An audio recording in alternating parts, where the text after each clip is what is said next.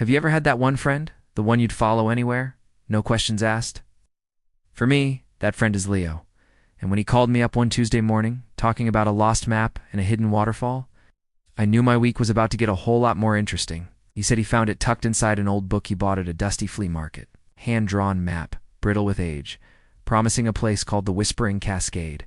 It sounded like something out of a fantasy novel, but the look in Leo's eyes was pure, unfiltered excitement. How could I say no? So, I packed a bag, grabbed my sturdiest hiking boots, and just like that, our adventure began. We didn't have a solid plan.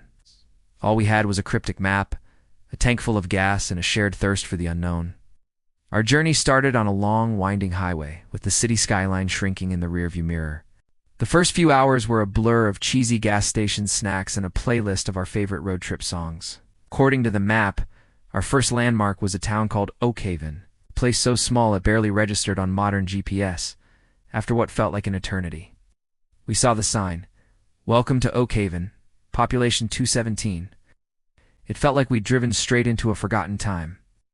Old wooden storefronts lined the single main street, and a few locals gave us curious glances as we drove by. The map pointed to a specific landmark here, the Gilded Acorn Inn. And there it was, a charming, slightly crooked building with a faded sign swinging in the breeze. We figured this was our best bet to get some information, or at least a decent meal. Inside, the inn was cozy, filled with the smell of wood smoke and freshly brewed coffee.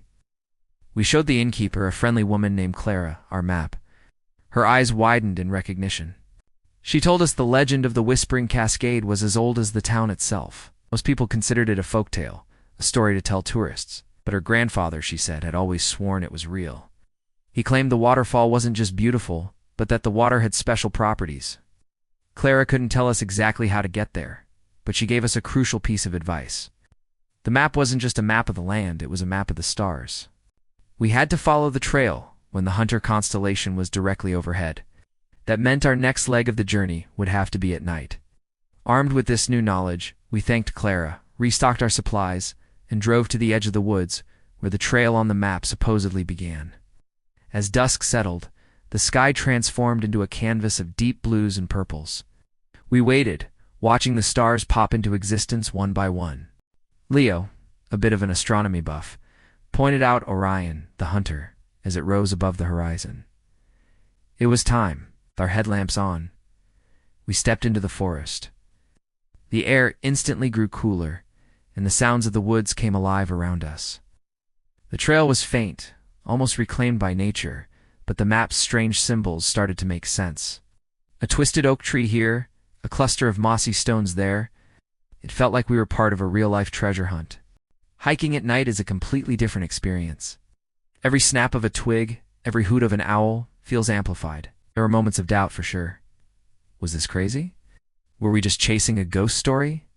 But then I'd look over at Leo, his face illuminated by his headlamp, and see the same determined spark that started this whole thing. We kept each other's spirits up, telling jokes and stories to fill the silence between the chirping crickets. The trail grew steeper, and our legs started to ache, but the further we went, the more we felt it. A subtle shift in the air, a faint distant hum that was more felt than heard. We knew we were getting closer. The anticipation was electric, pushing away the fatigue. After what must have been 3 or 4 hours of hiking, we saw it. A clearing. And in the center of the clearing, bathed in moonlight, was a stone archway, completely covered in vines and glowing moss. It was exactly as the map depicted. It looked ancient, almost otherworldly. We stepped through the archway, and the humming sound grew louder, becoming a distinct, low roar. It was the sound of water. We followed the sound down a narrow, rocky path, our hearts pounding in our chests. The air became thick with mist, and the ground grew damp beneath our feet. And then we saw it, the Whispering Cascade. It was more incredible than we could have ever imagined. It wasn't a massive thundering waterfall, but a wide curtain of water cascading gently over layers of moss-covered rock, shimmering under the moonlight. The water seemed to glow with a faint ethereal light, and the mist it created swirled around us like a living thing. The whispering made sense now. The sound wasn't a roar, but a soft, constant murmur, like thousands of voices whispering secrets. We just stood there for a long time, completely mesmerized, unable to speak. We had found it. A place that wasn't on any modern map, a secret hidden away from the world. We had taken a leap of faith on a crazy idea, and it had led us to this magical place. We spent the rest of the night by the cascade, just taking it all in. We dipped our hands in the water.